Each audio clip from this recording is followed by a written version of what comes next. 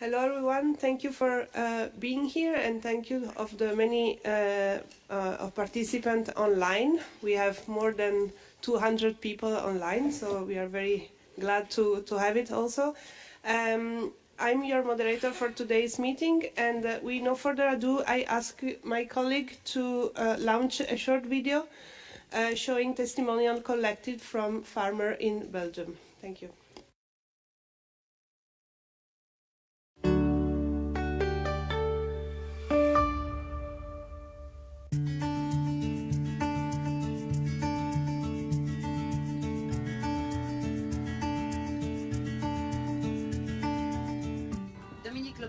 My name is Johan Logge. I am Geert Lorijs. Je m'appelle Judith Deblon. Si les prairies devaient disparaître, surtout ça, pour l'instant, la grande problématique, s'il n'y a plus d'élevage, il n'y a plus de prairies. Les prairies représentent quand même 48% du territoire wallon. S'il n'y a plus de prairies, il y a des endroits où on ne sera jamais cultivé parce que c'est vraiment trop en pente. Et les prairies apportent quand même un puits à carbone. Elles valorisent le carbone, captation de CO2. Donc une prairie capte plus ou moins 1800 kg de CO2 par hectare et par an. Quand on sait qu'un être humain en rejette déjà 9 kg par jour, faites les calculs, vous avez vite compris qu'une prairie est quand même super importante. Si les prairies ne sont plus là, qu'est-ce qui va se passer? Si c'est des terrains qu'on ne sait pas cultiver, il y a des plantes invasives qui vont se mettre en place, des arbustes qui n'ont plus aucune production, qui vont se développer. Et voilà, on va perdre tout le potentiel qu'on a de transformer l'herbe en nourriture pour les citoyens. Besides the grass, we are using byproducts of wheat and maize, which we are using for bioethanol production. This makes that we can reduce the use of fossil fuels. Besides wheat and grain, we are also use byproducts of the sugar and beer production, which are useful parts of the ration for dairy cows. If I look to a farm and the people who are working there, it's clear that farming is not just a job, it's a way of life. And this is given from father and mother to the children. And if one farm stops, this way of life and this knowledge disappears. I think it's important that it stays here, because starting it all up again from zero is very difficult.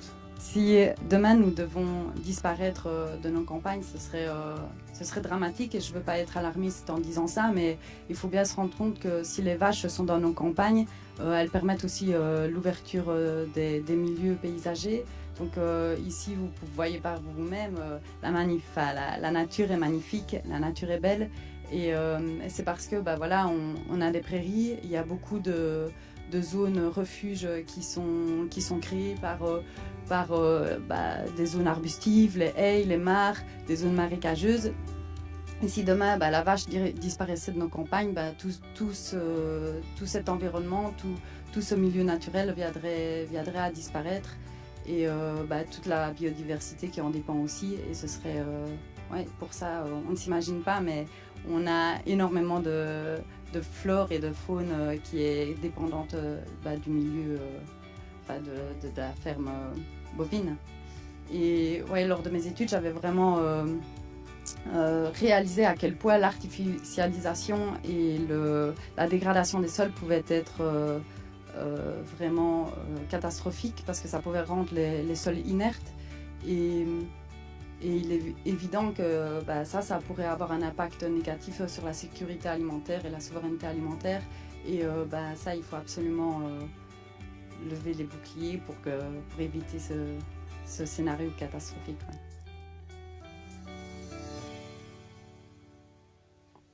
Well, thank you so much for this video. It's always super interesting to hear from European farmers. Mr. Bernuber is held up in another meeting, so he apologizes. And I now give the floor to our S&D co-chair, Mrs. Grappini, for 5 minutes. Thank you very much. Good morning, dear friends. I'm glad to meet you and discuss such important topics. The future of animal husbandry should concern us all food security depends on it. Dear guests, I will continue in my mother language. Thank you, because we have interpretation. Okay. Thank you very much. Bun venit la această dezbatere. Mă bucur că am putut să discut un pic înainte cu câțiva participanți. Cred că este o perioadă pe care trebuie să o analizăm foarte atent, dedicată viitorului creșterii animalelor, un domeniu aflat într-o transformare profundă și inevitabilă. Dar, cred inevitable transformations, but I think that no one can say that we do not need livestock. That we do not need to support those who deal with livestock. Our role as an intergroup is this: to support in front of the European Commission, in front of the Agri Committee, in front of all European institutions, that we have to find together the best solutions, and we can find them together with you, because obviously you are the ones who know best how things stand with livestock. We are going through fast changes, climatic changes, pressures on natural resources, higher and higher standards related to animal welfare, but also a technological evolution which changes the way in which we produce and raise livestock. At the same time, we are confronted with the need to grant food security for a growing global security without compromising the balance of nature, of life quality in the rural areas. Raising livestock is an essential branch of agriculture, and it has to face these challenges with vision, with innovation, and with responsibility. But for all of this, we also need time. Everything has to be scheduled at a pace that makes it possible to change technologies, to have the necessary money, the necessary budget. We cannot set the conditions first and then think about what we really can do. I've always fought for this since I am in the European Parliament, and even before, when I was a representative of the industry, because such mistakes are made. The national governments, we European institutions, we often regulate before creating proper conditions. And here it is very easy to understand this if we are thinking about a report for animal transport. I hope that it won't come out as it is now, because slaughterhouses are mentioned in this report which do not exist, and we cannot oblige you to have these things as long as they do not exist. Raising livestock, from my point of view, and I grew up in the countryside with animals, is an essential branch of agriculture. Of course, as I said, we have to see how we regulate, and I think that this type of conference, this type of meeting has to create a ground for this real dialogue. I am glad that we have people online. I have discussions in my country with animal breeders, a dialogue between researchers, representatives of the European Commission, practitioners, academics, because science plays a very important part, and we also have to say at which pace we can apply the results of science. In the end, we can find proper answers only together, answers to the questions that really matter. How will the farm of the future be? How will breeders of the future be? And I believe in one thing I said before: no one loves animals more than the breeder. We can say we regulate because we love animals. Animal breeders love animals the most. What will be the place of animal welfare in agricultural policies? You know that we work to change the CAP. We have to be very cautious. How can we use new technologies, artificial intelligence, data, robotics to support production without giving up the main values of agriculture? Therefore, I invite you to profit from this opportunity, not only to learn from each other, but to build together a coherent vision, an ambitious vision, a realistic for the future of livestock in Europe and beyond. Thank you.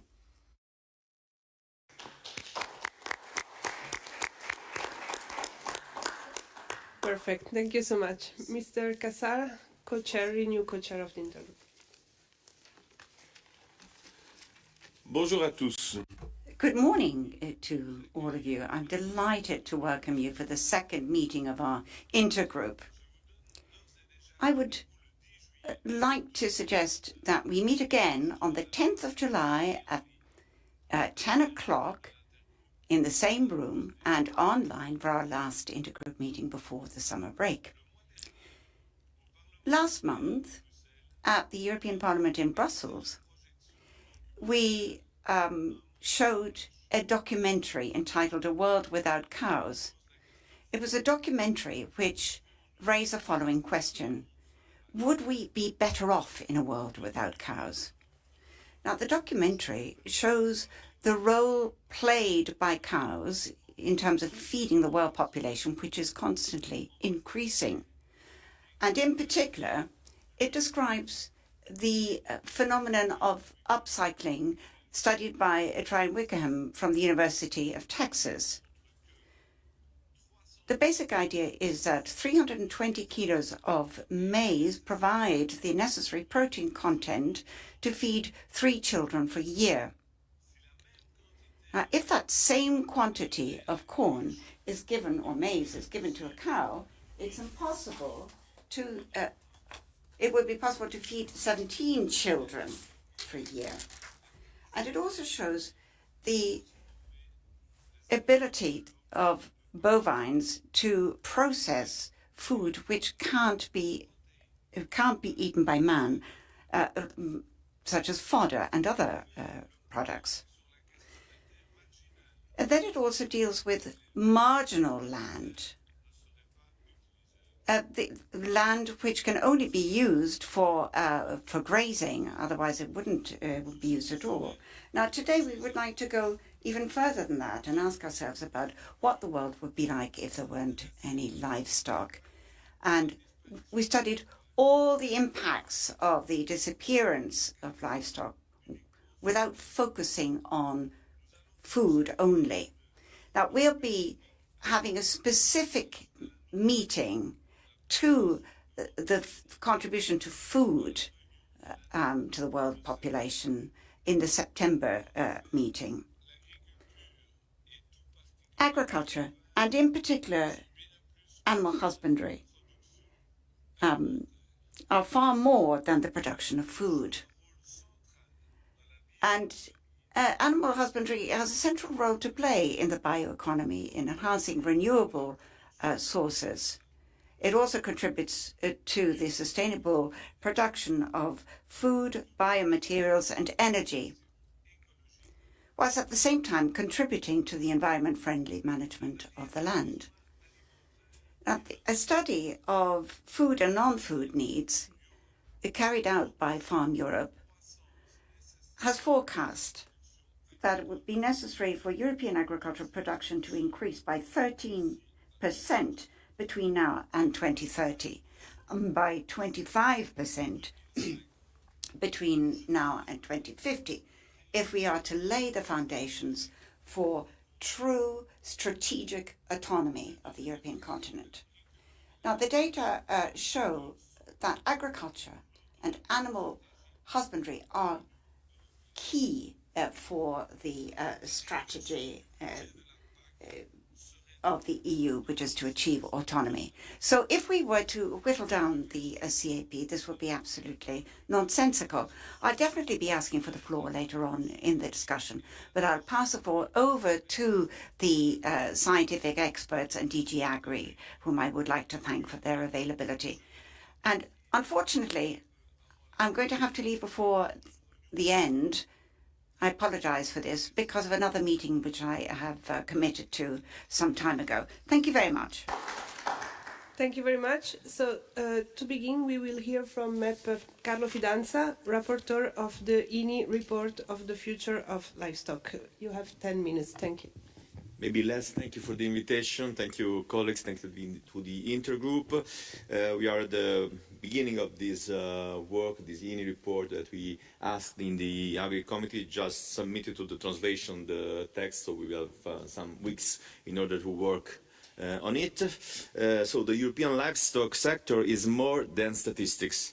It is the beating heart of our rural economy, generating over 214 billion in value and employing 4 million people. From dairy cooperatives in Ireland to sheepherds in Greece, livestock farming is a way of life that feeds Europe and sustains our countryside. But don't make mistakes. This sector is under threat. Farmers face rising costs, increased regulation, declining livestock populations, and growing competition from imports that do not meet our high standards. Meanwhile, animal diseases devastate herds and livelihoods. Generational renewal is collapsing, and all of this is happening while global demand for animal protein is expected to rise by up to 50% by 2050. Colleagues, this is not the time to retreat.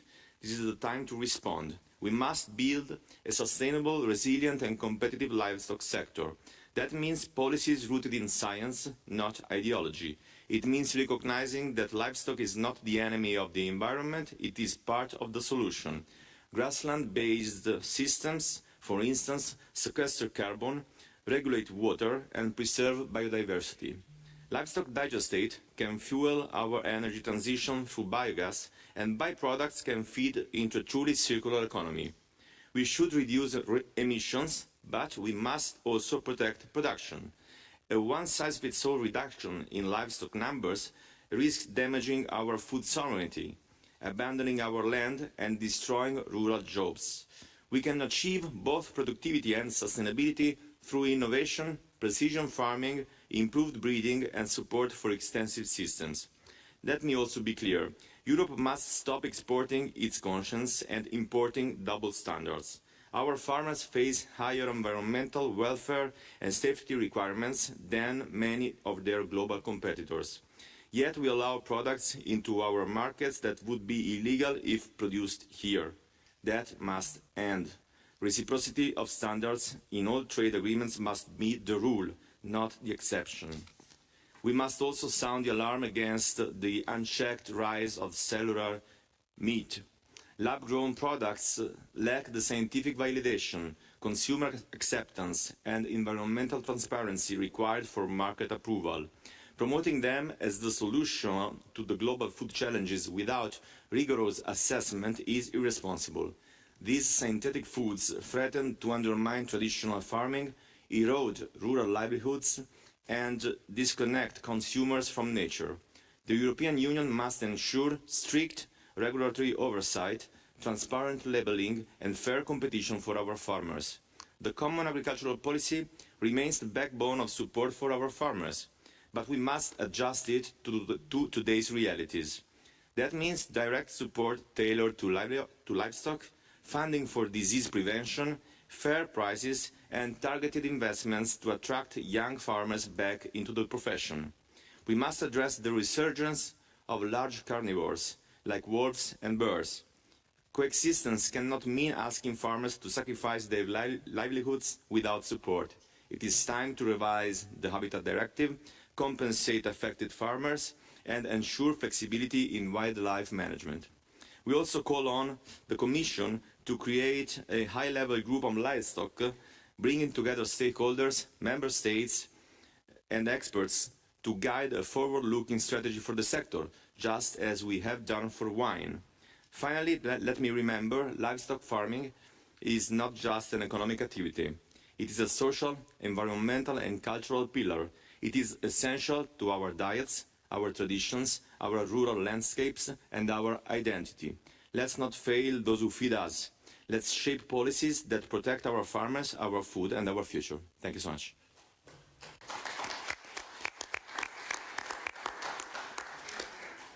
Thank you very much, MEP Fidanza. Well, in this intergroup, we usually begin with a question, and we ask recognized scientists to answer it. So the question today is, what would we lose with the drastic drop in livestock? And we start with Professor Ana Sofia Santos, who is Secretary General of the Animal Task Force, working with the Feed Innov Co-Lab in Portugal. Please, the floor is yours for 10 minutes, and if we can have the slides. And I will be very strict on timing because MEPs need to vote at noon.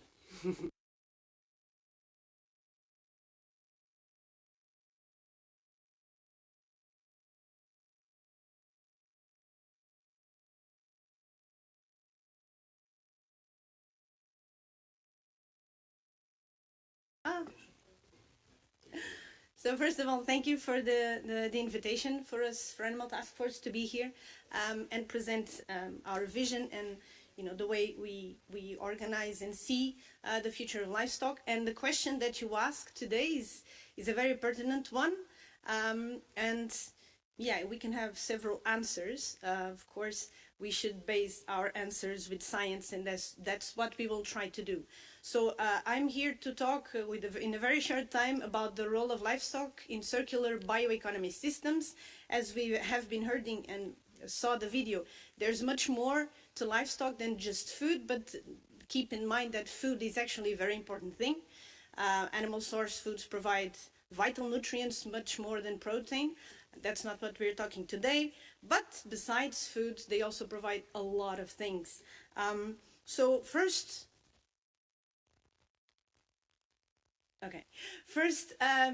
setting the scene on what we see as circular bioeconomy systems. So they integrate biological resources and recycling principles to replace fossil fuel-based systems in a circular and sustainability-focused approach. We can have circular economy on one side, we can have bioeconomy on the other, okay?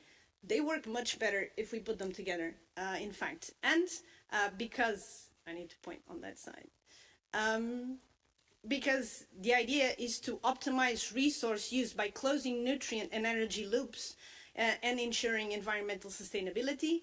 If we think that livestock are not only in a linear way, and if we put livestock in a circular way, we can see that livestock can and are actually, this takes time, okay, they can be viewed and are often viewed as linear, but in a circular bioeconomy vision, they actually are the glue and the cement that link these two concepts together. So, they are really vital, and they play an essential and important role in a circular and regenerative agri-food sector, which is what we should aim at.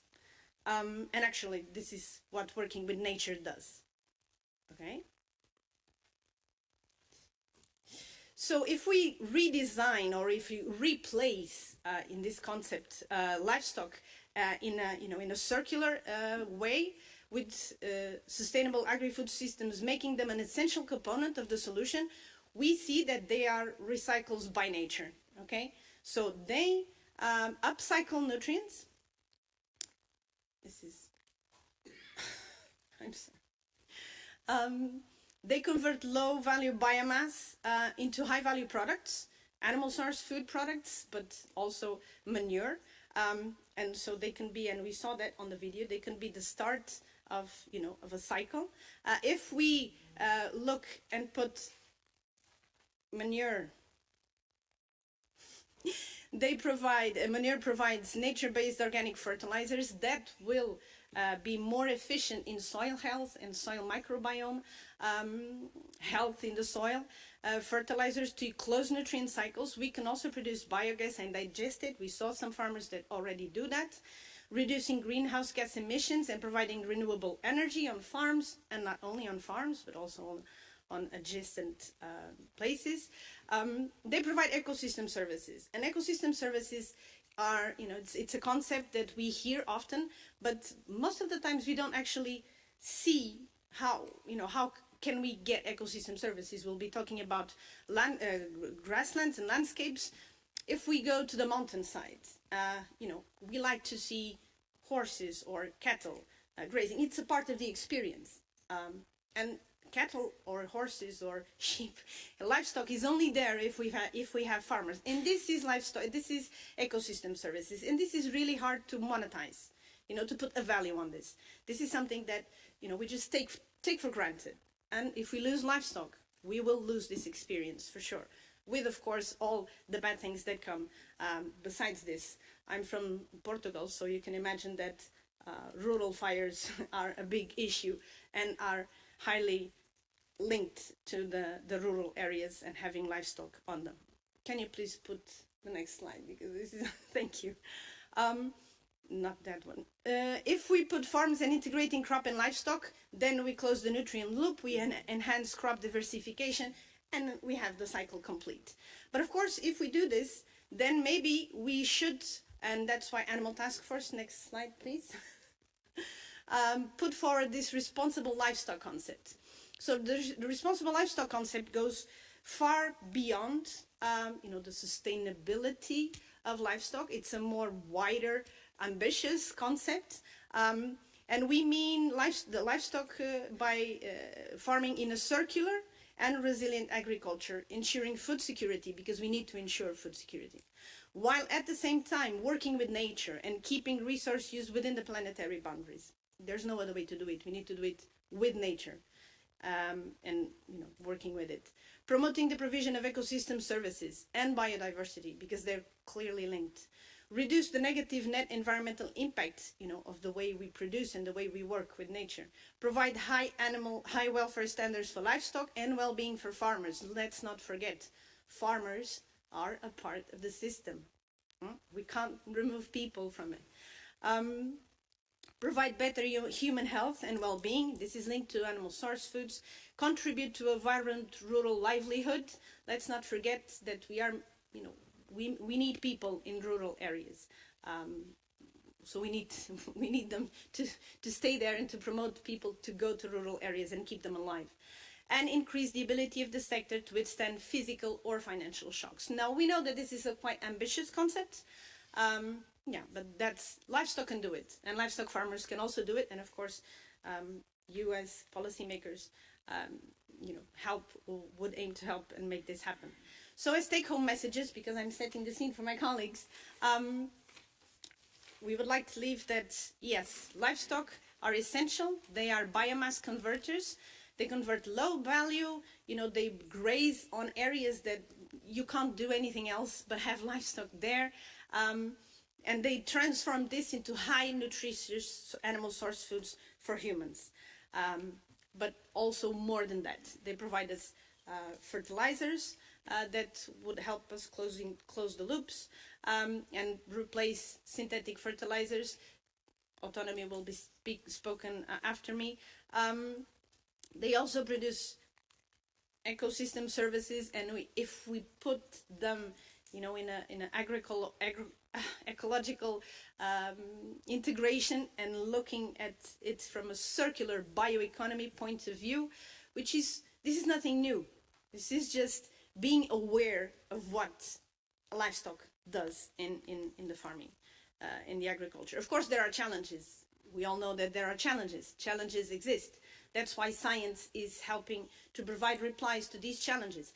And challenges are different. Of course, we can have a big hat of challenges: greenhouse gas emissions, land competition, waste management. Yes, but challenges can be specific of certain countries, certain regions on the different countries, and solutions need to be different as well. We cannot put one big hat and one solution and then that's it. There's no one solution fits all. We need to analyze the system. We need to analyze the challenges individually and then provide or see what solutions we can have.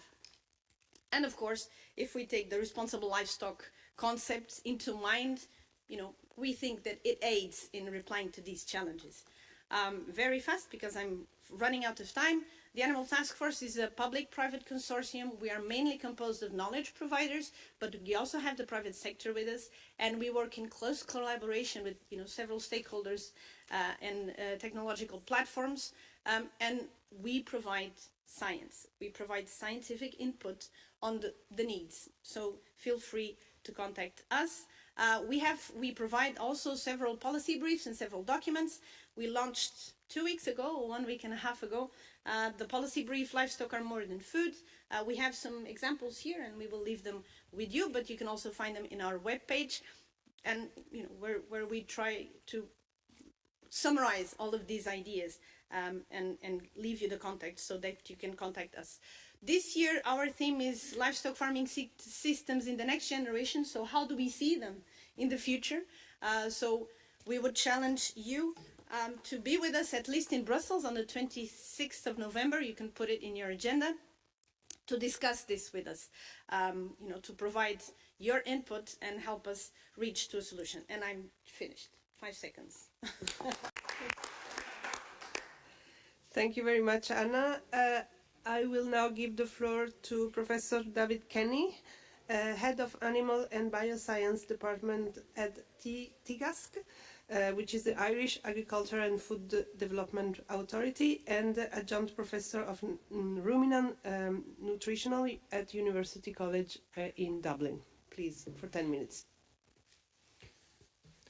Thank you, thank you very much, and good morning, everybody. As already mentioned, I work for Teagasc in Ireland, but I'm also involved as a coordinator of an EU Horizon Europe project entitled Step Up, or its acronym is Step Up, and it's, I suppose, the main objective, would say, of that particular project is really, to provide policymakers like yourselves with clear and objective information on the externalities, but the impacts and externalities of livestock production, whether they be positive or negative. And also, I suppose, and Anna Sophia already mentioned the importance of, I suppose, monetization, as a potential tool in directing policy. We are particularly interested in developing, would say, monetization models, would say, of these externalities, and also particular indicators that can be used, would say, for policy development. So why autonomy, I suppose, matters? And again, I won't be concentrating on, I suppose, food security, would say. It'll be really, as Anna Sophia has already mentioned, some of the other additional benefits of livestock, would say, to human society. And again, as already mentioned, I'll just maybe move on to the next slides, part of the slide, sorry. Yeah. Livestock are hugely important, from an economic point of view, we'll say, to Europe. In excess of 2 billion euros per annum, and that was back in 2020. Since that, with food inflation and commodity price increases, it's probably substantially greater than that. Sorry, there's just a delay in the clicker. And again, just as importantly, accounting for over 40% of total agricultural activity, and a huge employer of European citizens. Sorry, just to move on And equally, we need to be conscious of the fact that the global demand, while the demand in Europe may not be growing or may be relatively static, the global demand for livestock-derived food products is projected to increase by between 60 and 70% by 2050. So again, it's just important to set the scene.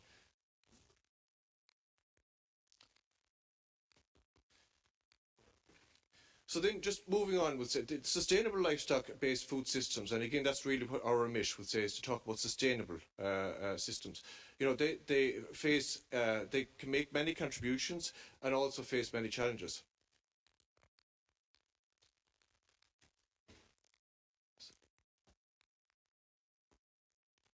Apologies there, just for those online, there's a delay here with the technology. Yeah, it might be better just to move them all on together, thanks. So obviously, as I said, food security, economic and environmental stewardship, and again, in many regions of Europe, would say livestock are the only stewards, essentially, would say, in remote regions of the actual landscape. Socio-cultural needs, as already mentioned, they provide, since the development of human society, back and the domestication of livestock, back 10,000 years ago, the socio-cultural needs, would say, of livestock and their contribution with society has been to the fore. They're also, they really contribute, would say, to achieving most of the United Nations Sustainable Development Goals.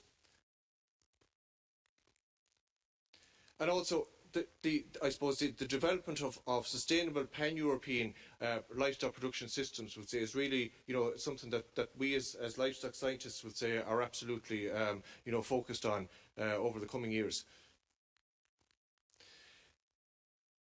Also, would say it's important, would say, to be conscious of the impact of of livestock production on the environment and the intensive use of resources, often, that competes directly, would say, with humans. Ethical issues are always to the fore, and the EU have been world leaders in terms of, would say, bringing animal welfare, would say, on the agenda, would say, there's many huge investment has been made in that area. And obviously perceived human health considerations, and this is obviously, we'll say, the primary one of the primary roles of livestock is as a sustainable and high quality source of food, particularly protein. You know, and there's been a lot of, I suppose, you know, contested information out in the public domain in terms of both the positive and the negative, we'll say, elements, we'll say, of livestock derived foods, we'll say, from a human health perspective. So, as I mentioned already, it's really important that both the costs and the benefits are external. You know, they're often externalised. In other words, they're not reflected, we'll say, market prices. And it's really important that, you know, in research going forward, that we're conscious of that, and that we do develop economic models, essentially, we'll say, that capture those additional costs as well as the benefits in terms of the overall value of the food, we'll say, and the livestock that we rear.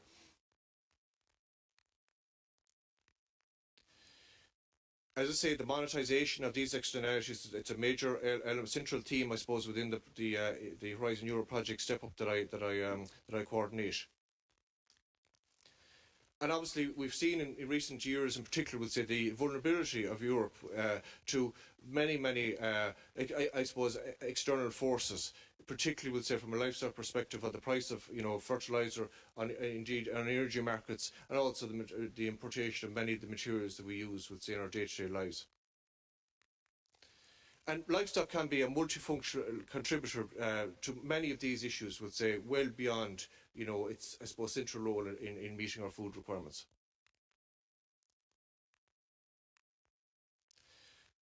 So again, this very brief diagrammatic just shows here, I suppose, in the central panel, nature essentially exemplifies the net zero concept, which we're all aspiring towards. You know, almost a utopian view there, we'll say, in that photograph. You know, we know that in the energy and transportation sector, which accounts for about 25% of our emissions in Europe, you know, is working to reduce their carbon footprint. But equally, in agriculture, has made huge strides and continues to do so. And again, the overall emissions, I suppose, contribution from agriculture is about half that, we'll say, about 12 to 13% of European total emissions. And as I say, livestock play a huge role within that. One of the areas, we'll say, is the harnessing, we'll say, of waste from livestock production, such as, you know, manures. And the anaerobic digestion, you know, in particular, is a technology that has really come to the fore in recent years. And technology, in terms of how that is, you know, the efficiency, essentially, of the process, would say, is developing exponentially, almost year on year. And essentially, it has the twin, I suppose, benefits of not alone as a significant energy producer, but also the digestate can be used, we'll say, as a fertiliser, thus displacing chemical, the requirement for, or partially displacing the requirement for chemical fertiliser. Other technologies that livestock can be integrated with is even solar energy, for example. You know, there's more and more work ongoing in trying to integrate, we'll say, particularly small ruminant, we'll say, production within the context of solar farms. So, as I said already, anaerobic digestion, it can produces methane, and it can replace or displace to an extent fossil fuels. The energy output potential of farms, you know, can generate, we'll say, fuels from livestock waste, and then also additional energy, we'll say, being used within the national energy supply grid.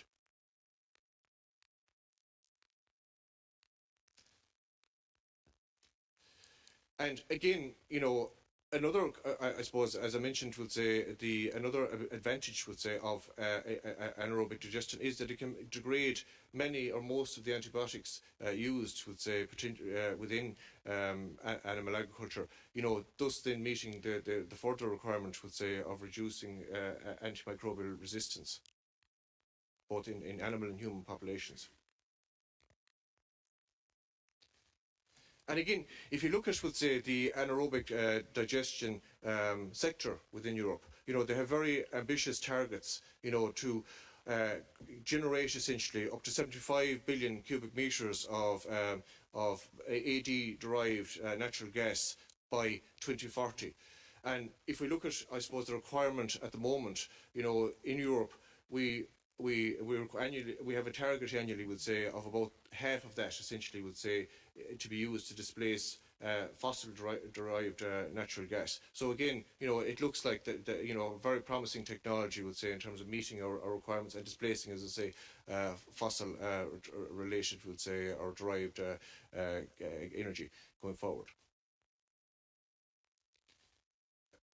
And just in terms of the other key outputs from livestock production, obviously, we'll say since the inception of domestication, livestock have provided not alone food but also clothing, essentially, we'll say, and so many other benefits. And as you can see, obviously wool production, leather production, we'll say, are two key ones within that.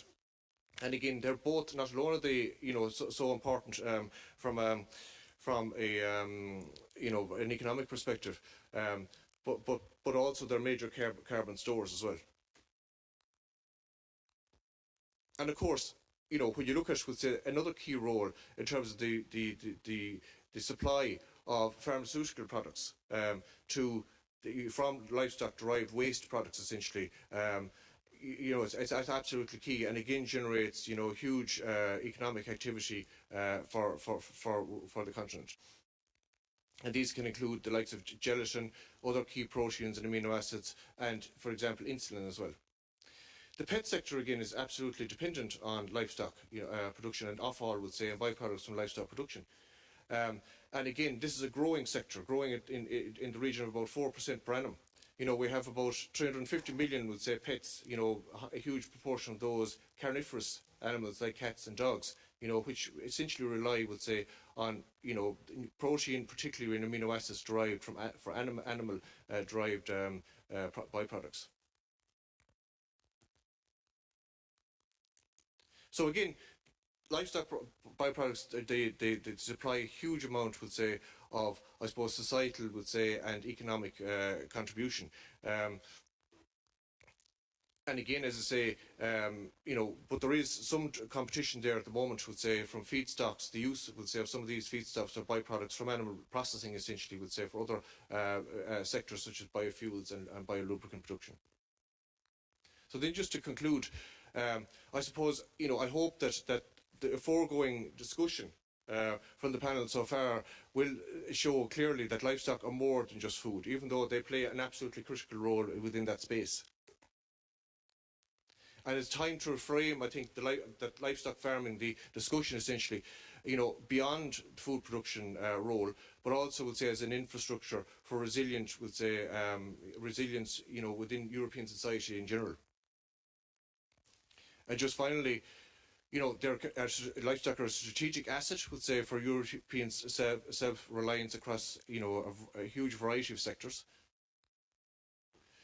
The EU needs a holistic livestock policy aligning both food, energy and industrial objectives. We need, they play an essential role in maintaining social fabric in rural areas in particular, and I suppose our contribution is disproportionately high, we'll say, obviously, we'll say, within rural, we'll say, communities.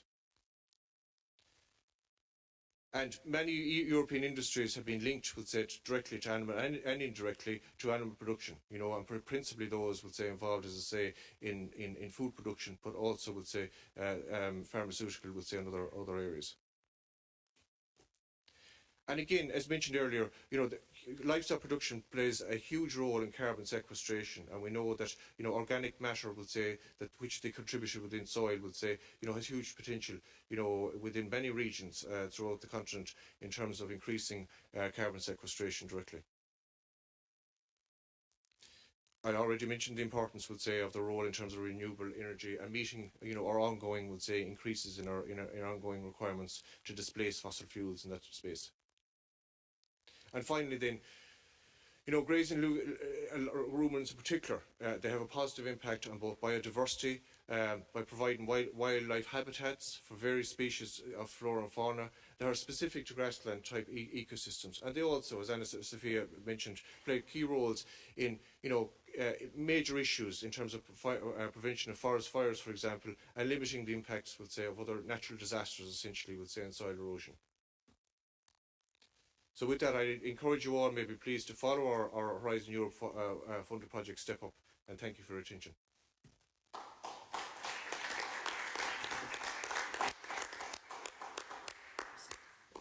Thank you so much. And sorry. Yeah.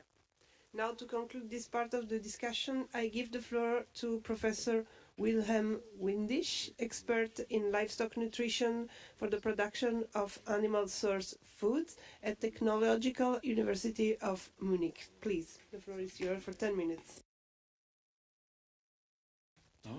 Okay, thank you. You all have heard about the blames on livestock, so I do not need to repeat it. And the question is, how should we react? Should we? Many people say we need a drastic drop in overall livestock production, or should we focus on fighting the bad or strengthening the good? And I would give some ideas on it. First, let's look at, on the blame of food competition. Food competition, so when you, I hope that it works, yeah? So when you go in the shop and you buy 1 kilogram of wheat flour, you also buy 0.3 kilogram of wheat bran and another 1.3 kilogram of wheat straw. So altogether, the ratio of edible to the residue is 1 to 2, or in other terms, you need to produce 3 kilogram of wheat biomass in order to eat 1 kilogram of wheat flour, of 1 kilogram of bread. And we can continue this with all the plant products. I hope that it will come soon. And you see that wheat production is very efficient. If you produce sugar, you have ratio 1 to 2 to 3, oats drink 1 to 5, rapeseed oil 1 to 6.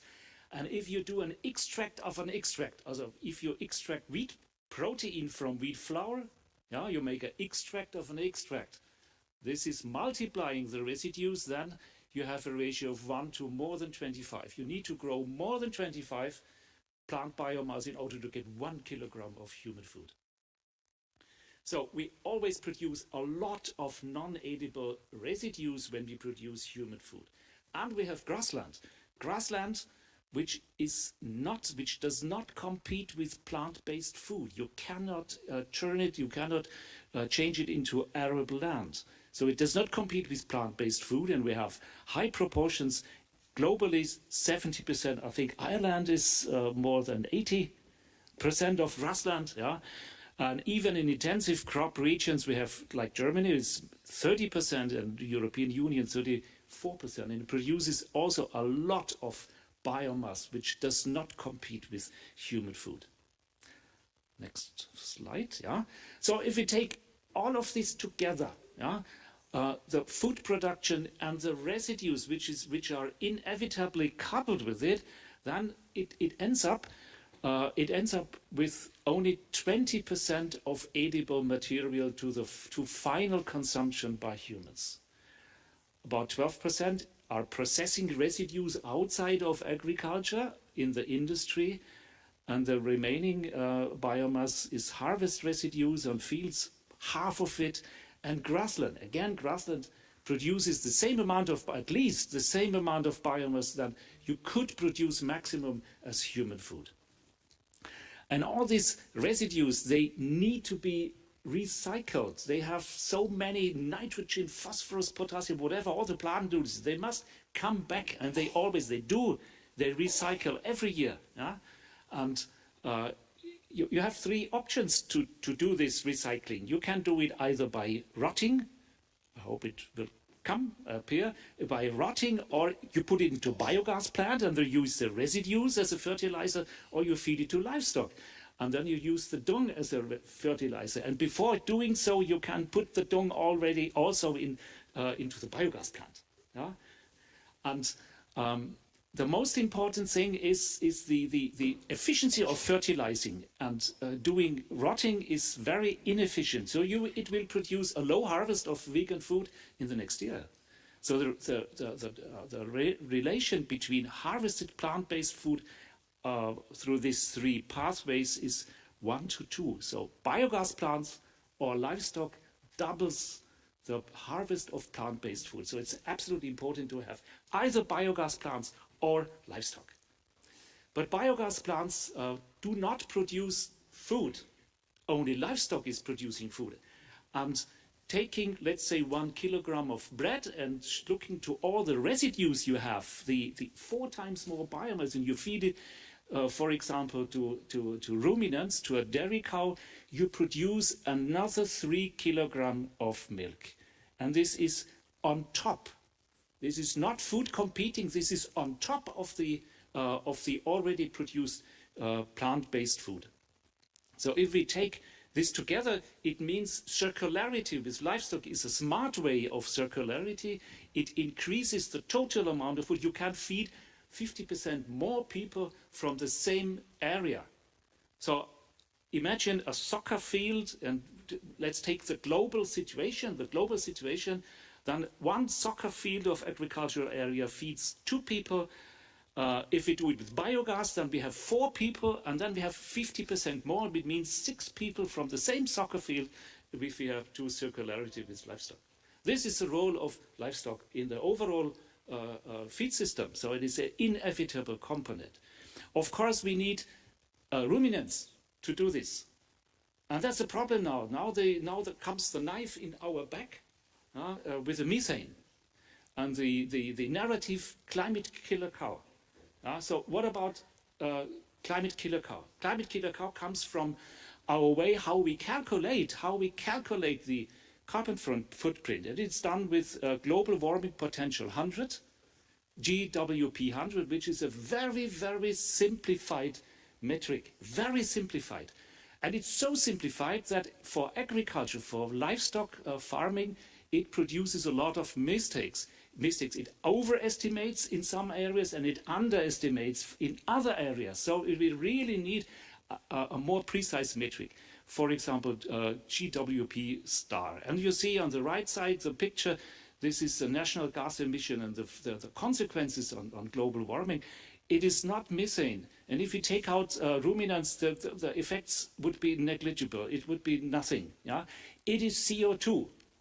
So it's very clear. Also in livestock, in livestock production, in agriculture, we should look to minimize CO2 input from fossil sources and maximize, I hope it will come, and maximize expansion of CO2 sinks and keep the number of ruminants constant. That's the challenge, not decreasing, but keeping them constant. So taking all these things together, it means circularity happens. It happens anyhow. It's just a question whether we make use of circularity or not. Circularity means also emissions. And when all the biomass is circulating, there are always the same amounts of nitrogen, of phosphorus circulating. So the emissions are always the same. Whether we do rotting, we do biogas plant production, or we do livestock production. But if we do not have animals, then we lose the 3 kilogram of milk per kilogram of bread. It means that we need more area, we need more arable land to feed 1 person. And this is something which is not considered. The inevitably produced non-edible biomass, not considered in all the planetary health systems, and they do not consider this. And this means that we have, this is an example of work from Netherlands, from the Wageningen University. Of course, in our intensive livestock production with food competition, land use change, we have a high footprint, a high land footprint. When we go back, the footprint decreases, but if we do not have animals at all, it increases again. So we should not go back completely with the livestock. We should find the minimum of the footprints. I hope it will come. And the minimum is denoted with circularity. And the circularity, it's different depending on the area. So we have grasslands area, it has another equilibrium than areas with intensive crop production. So last slide. Fight the bad, strengthen the good. Okay, any production, any livestock production has 2 layers, a green one and a red one. The red one is production in excess, very cheap. You have land use change and so on. We should think about this because this extra production produces big footprints, great footprints. But the basal layer, we already do this. We already feed our cows with grass, from grassland and residues from arable land, and when we want to go back to a climate-friendly, sustainable production, then we should take out the red component, but only the red component, and we should strengthen the green one and expand the green one. I hope that the next box is coming. Oh, it takes a long time. Yeah, okay. So, but what's the consequence? What's the consequence of circularity? We improve the environmental and the climate impact. We reduce the impact, but at the same time, we reduce production. We take away also the red part of the milk can. So how many food would we produce if we strictly follow circularity? We can still maintain 2/3 of milk and beef production. This is a very good message. So it is already rather sustainable, but we would lose around half of pig production, and we would have a drop in poultry production by around 90%. And the question is whether the consumer would accept this. This is the problem. This is the dark side, so to say, of circularity. And the only way to get out of this problem is to make the use of the limited resources as efficient as possible. This is the challenge of the future when we want to work in sustainable and circularity. So take-home message, 4 bullet points. First, livestock is an indispensable component of the food system. It's indispensable. It would be dramatic if we would take it out. We need a local balance of circularity, balance between livestock and plant production. And in this minimum, livestock minimizes the impact of total food production on the environment and climate. Livestock helps reducing the environmental impact. Feed efficiency of livestock systems is one of the most crucial aspects we have to improve in future, of course, within the boundaries given by circularity. And last not least, ruminants. Ruminants on grassland are a fundamental pillar of food security. Thank you. So much. So you have interpretation, Romanian, French, English, and German. Now, before opening the floor to the audience, we will hear from DG Agri, who will provide an overview on current and future situation of European livestock farming. Mrs. Misson, Head of Unit Animal Product, DG Agri, 5 minutes. Please, is on the screen. Honorables membres du Parlement, mesdames. Honourable members of Parliament, ladies and gentlemen, I'll be a lot briefer than my allocated time because my colleague Andrea will be doing the actual presentation.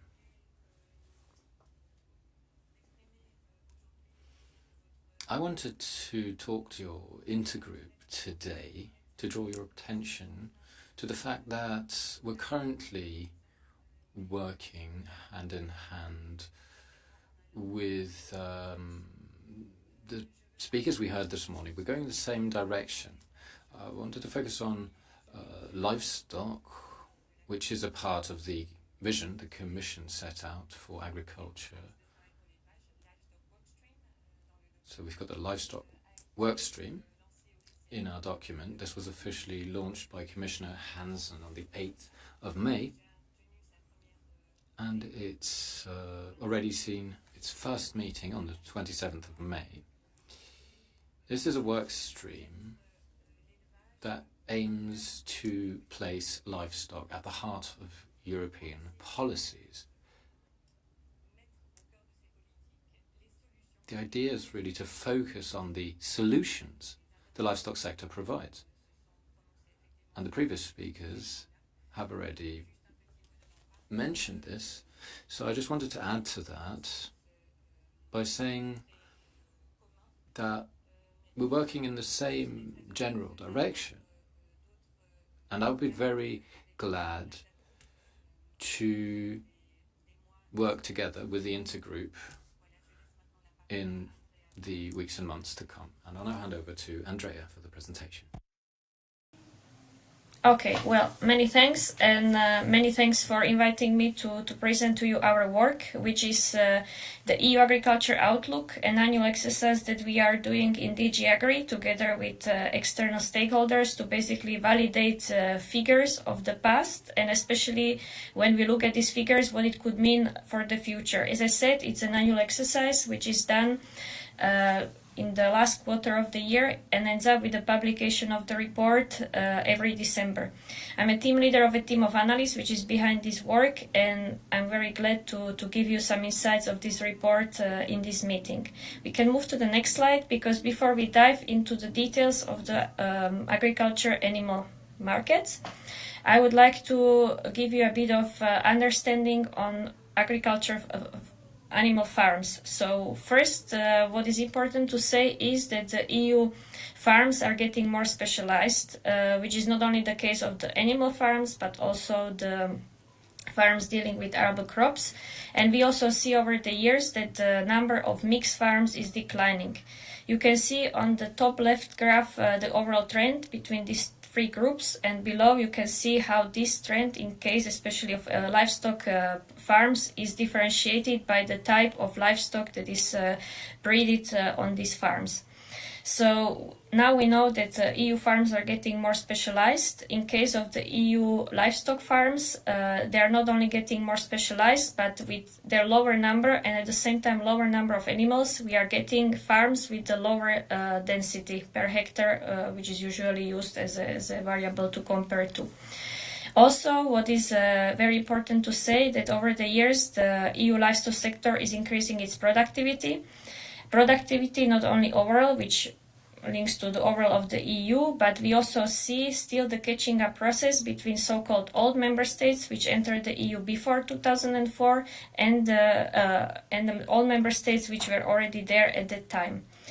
We can do double clicks because there are some additional information which basically illustrates, if you can click 2 times, that the EU production of livestock product is very concentrated in up to 5 member states, either in the case of meats or milk. And also when we click one more time, we get a bit of information that the productivity growth, which are just described, is expected to slow down this catching up process because we have many challenges on the way, which I will mention at the end of my presentation. We can move to the next slide, where I will show you briefly the prospects of the overall EU animal production. So we can move one more slide. Yes, what is important to say that the EU animal production is very much driven by the EU demand, which is the main market for what in the EU is produced. You can use different measures how to illustrate this. In our work, we are focusing on so-called EU self-sufficiency for all the products that we cover, but you can just focus to the animals, and we could see if the bar goes above 100, it means that EU is self-sufficient. And in case of the animal products, you see that EU is self-sufficient, so we produce enough to satisfy our demand. And it was already mentioned, what's also important to say, if the bar goes above 100, it also means that we can export and this way contribute to the global food security, which is increasing demand, especially for the animal products. Then on the right-hand side, you have the graph which illustrates the animal proteins and what is basically behind the consumption of animal proteins in the EU, which is still the dominant protein consumed in the EU diets, around 60%. It's relatively stable in shares over the years. So you could see still dominance of the dairy products and a bit changing the ratio between different types of meat, more move towards the poultry at the expense of the pig meat, but we will come to details later on. We can move to the next slide, where I will give you a brief overview of the EU milk sector and its future. To summarize all the trends that you could see on the graph illustrated by yields, number of cows, and then resulting into milk production, EU milk production is considered to be at the turning point. So this is characterized by a decline or the slowdown of the productivity growth over the years, and a reduction of the dairy herd, which is expected, you see it by the yellow color, to be stronger than what we saw so far.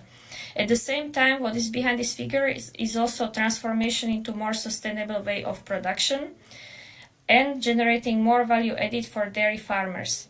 At the same time, providing safe and nutritious dairy products for consumers. As I said, this is mainly driven by the changing EU demand, but not only, because we have a big potential in the EU milk production to satisfy the global demand as well. You can move one more slide. I already said that EU is the main market for the EU animal production.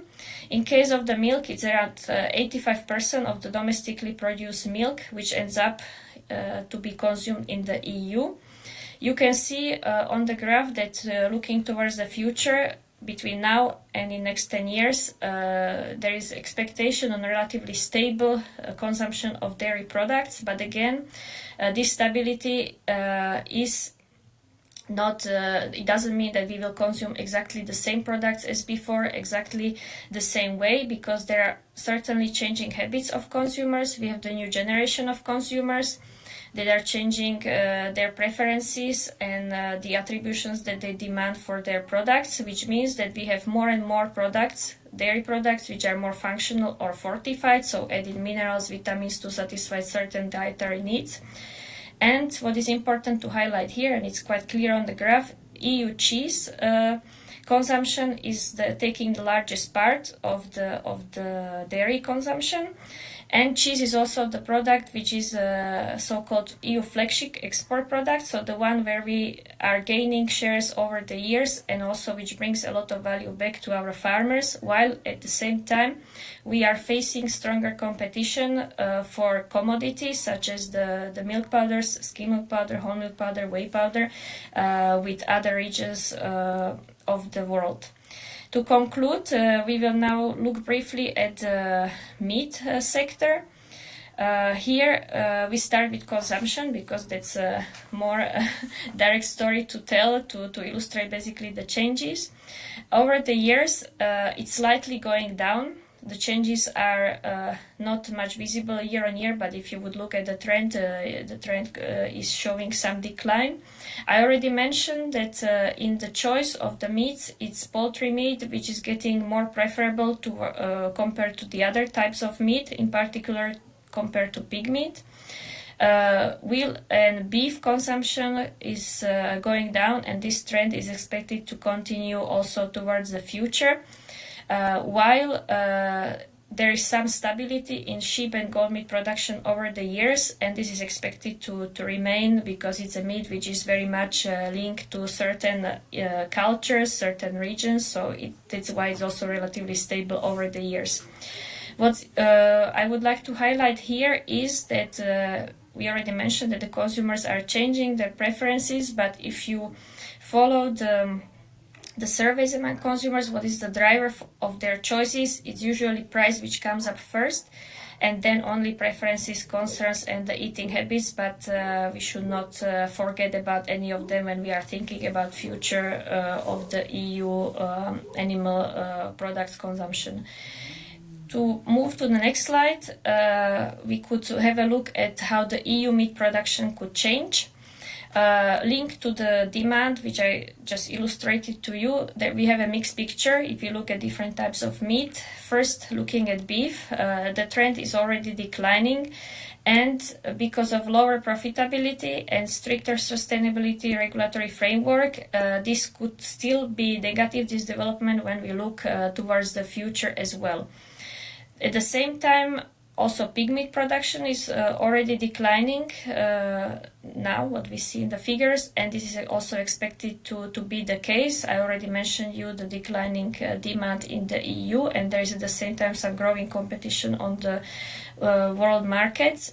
In case of poultry, you saw that we recorded quite some growth in the past decade, and this growth will not be sustained at the same level, but there will be potential to grow further poultry meat production in the EU, thanks to both the domestic and export demand. And sheep and goat, you already saw that there is an expected stability of demand in case of production.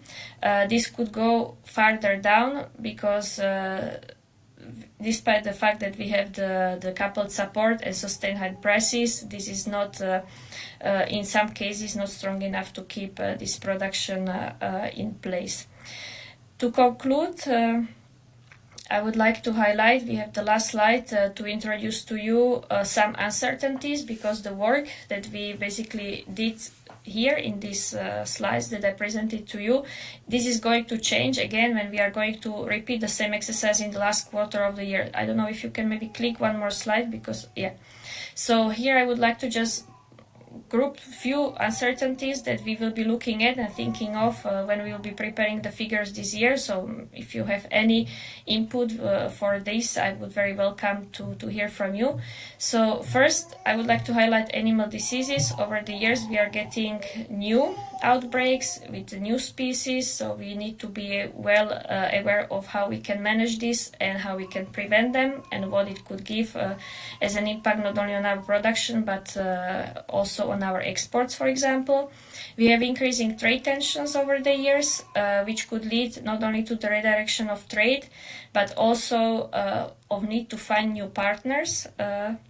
Then I already mentioned in the case of dairy products and also slightly in meat, we are facing increasing competitiveness for our production, which could be both source of opportunities and challenges depending on what we focus on when we want to export our products to the world. And last but not least, we have consumers who are changing. They are changing not only their mood but also their preferences, concerns. But as I also mentioned, the price for now seems to be the main driver for their decisions, but we also have the increasing concerns about the consciousness of the health and nutrition. So this is a big unknown to see how these figures that I just presented to you will change towards the future. This was the last slide. Many thanks for your attention, and if you have any question, I'm happy to take it. Thanks.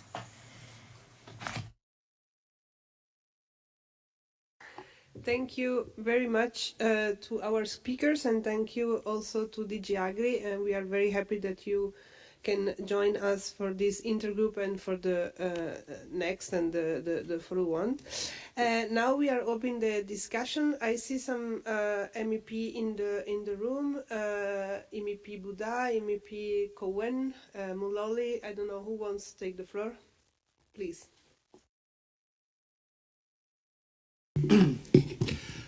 Da, mulțumesc foarte mult, doamna președinte, pentru că am dat. Thank you, Chair, for giving me the opportunity to react to some matters presented by the European Commission. Of course, I am deeply worried about the change in consumer behavior driven by prices. This is still a challenge for us to find the best mechanisms whereby we can provide the consumers with affordable food.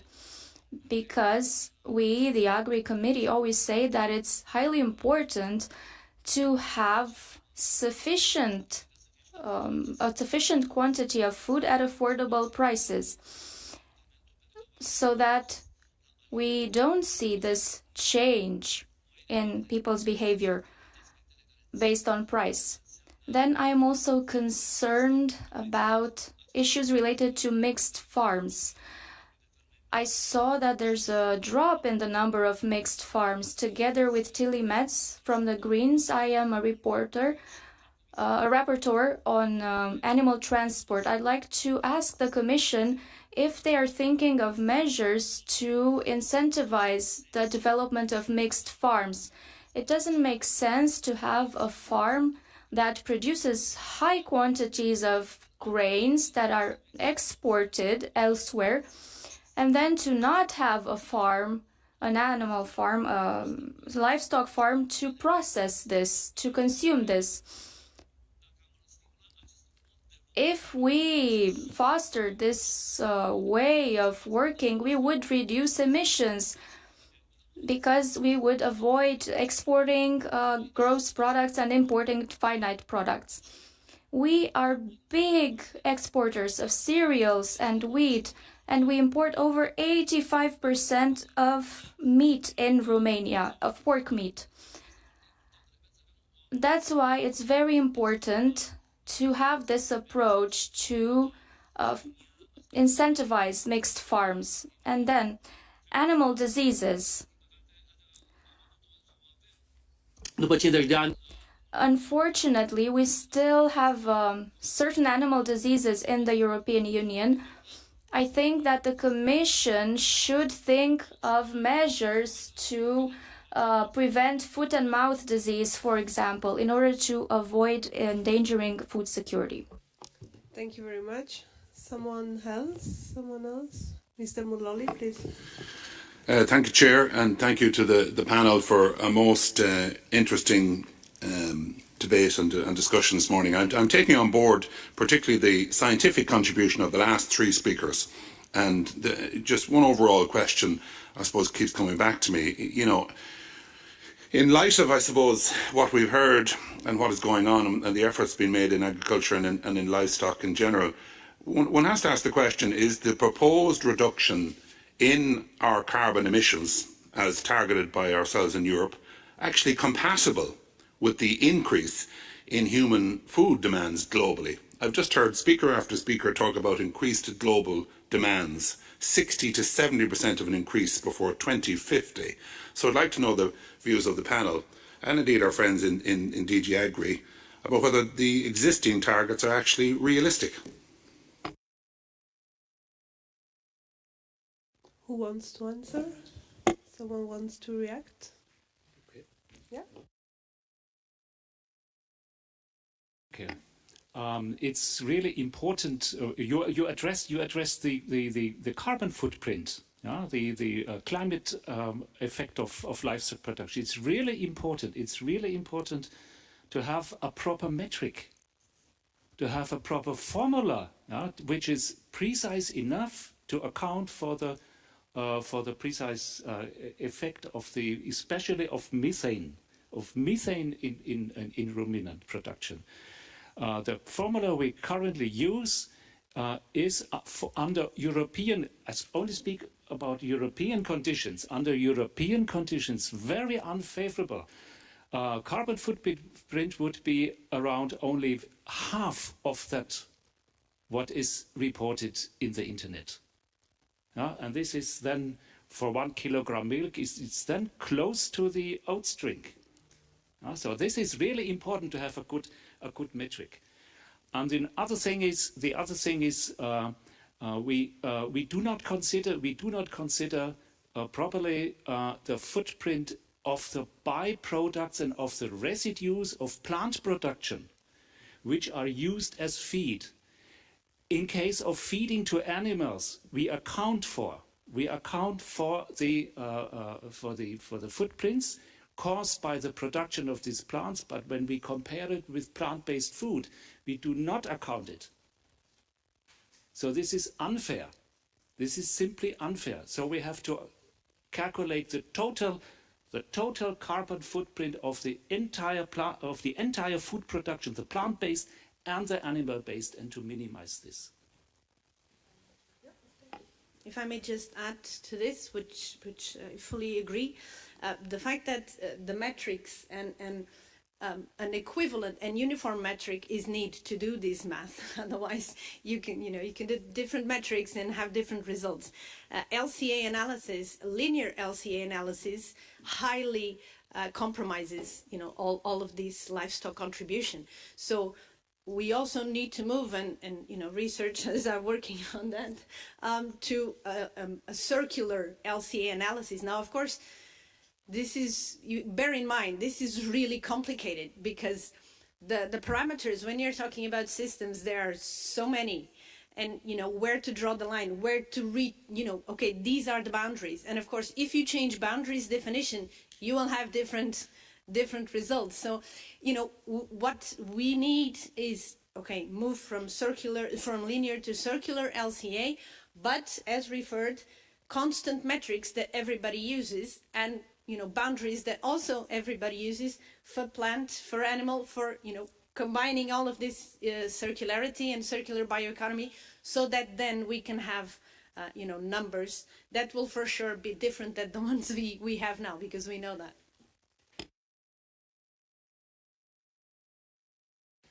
Yeah, no, I would absolutely agree with the previous two speakers. The metrics are key, ultimately, and how, not alone how they're calculated, from a mathematical perspective, but also how they're expressed in, whether it's gross emissions or it's emissions per unit intensity of the food that we produce. Kilograms of milk protein, kilograms of meat, we'll say beef, lamb, poultry, or the like. We have to have equity across the board, we'll say, in that, because obviously what we've seen there from the DG Agri presentation, that for most, or for many, we'll say, of the commodity products, you will see a decline potentially, we'll say, over the next 20-30 years in terms of European production. There will also we will also be exporting to some degree some of our products, so we need that equity, we'll say, to be able to compare like with like. And as I mentioned in my own presentation there, we are working, as are other European Horizon Europe funded projects, on that space at the moment. So try to have more, I suppose, equitable and accurate metrics, and also in terms of the monetisation, we'll say, of the many of these externalities, we'll say, of livestock production. Yes. Thank you very much. I give the floor to MEP Cohen, and I cannot see the screen. I don't know if DG Agri asked for the floor. Okay, listen, thanks, as other speakers have said, for the meeting, for the guests, and for their insightful presentations. The info that emanated from those presentations, like many other similar presentations, points to a reduction in the likes of meat products, together with the need for reduction in emissions, and all would point towards what we believe is a narrative which seeks to reduce livestock numbers. I don't buy that belief or that contention, but rather, like others have said, recognise the growth in the world's population and recognise the EU commitment also to defence and security. And it's imperative that if you are committed to defence and security, you must be committed to food security. So an increase in funding associated with the delivery of that agriculture sector must be pro rata, and it's incumbent on all members across all parties and none to be in a position to ensure that that is realised, but also that member states increase their own resources to recognise that need. We have an intensive production system, but it can be retained and enhanced with relevant funding and rewards for sustainable food production methods. So, that means the new Common Agricultural Policy, can't increase conditionality, but yet retain existing conditionality, but seek to have voluntary reward system for those that follow innovation, technologies and best farm practices around genomics and grass types and anaerobic digestion and power generation, foodstuffs, but also doubling payments for the likes of young farmers to ensure there's generation renewal, and that generation is given the opportunity, I know it has, to meet the demands and to ensure that we've food production systems that align with consumer sentiment, but also in line with environmental ambition, and can continue to produce food in a way in which is intensive, but is sustainably intensive, and that's vital. And the mantra that you simply reduce numbers or cull herds to achieve ambition in relation to emissions reductions is a lazy argument, and it's incumbent on members here across all parties and none, as I said, to recognise we're at a crossroads, and unless we grasp the nettle and fund accordingly the potential that we can harness and achieve, we won't have succeeded. Thank you very much. I think that DG Agri asked for the floor, so please, if you can connect to Mrs. Bisson, please. Thank you. I just wanted to react to questions or statements that were addressed to DG Agri, and maybe in a very generic way.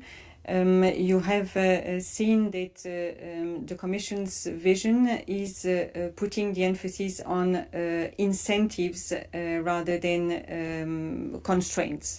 We could maybe schematize it like that.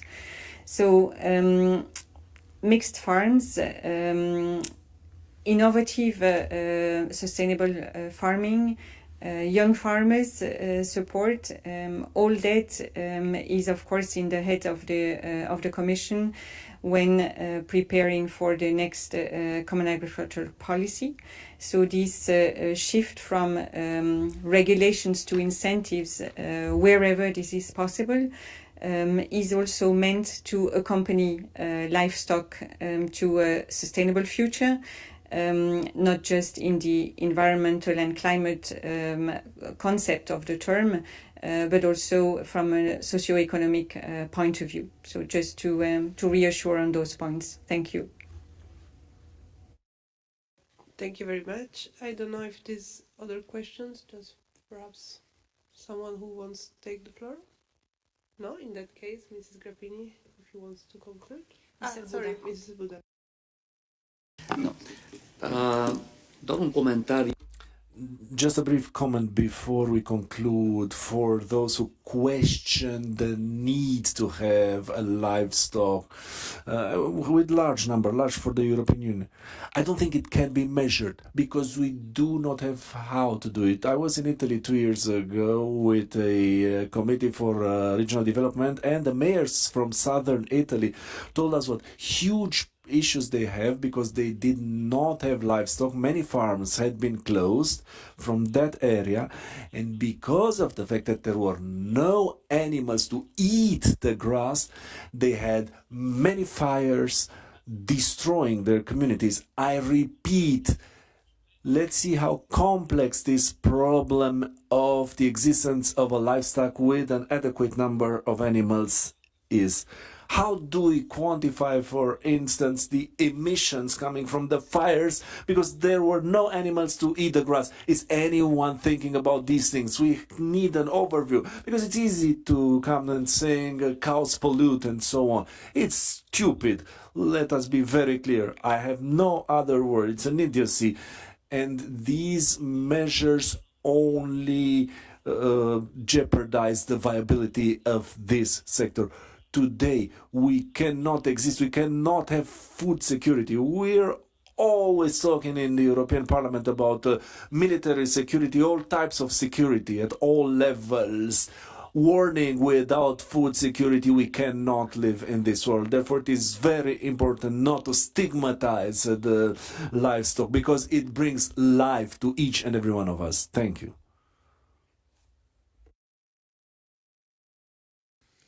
So, a very short comment also to the other speaker. I heard several times that circularity would entail automatically a reduction of animal numbers. That's not necessarily the case. Circularity optimizes the distribution of the available feed matter to the proper species. So it will, in the first effect, it will change the proportions of ruminants, of pigs, and of poultry, the proportions, and not the numbers. And of course, there are areas where circularity concludes that the animal numbers have to increase. For example, we have alpine regions where we at the moment we have not enough ruminants to send them up in the alpine pastures to keep the landscape open.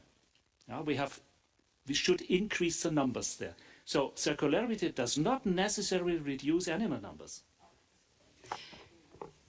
Yeah, thank you so much. Ok, pentru că avem vot.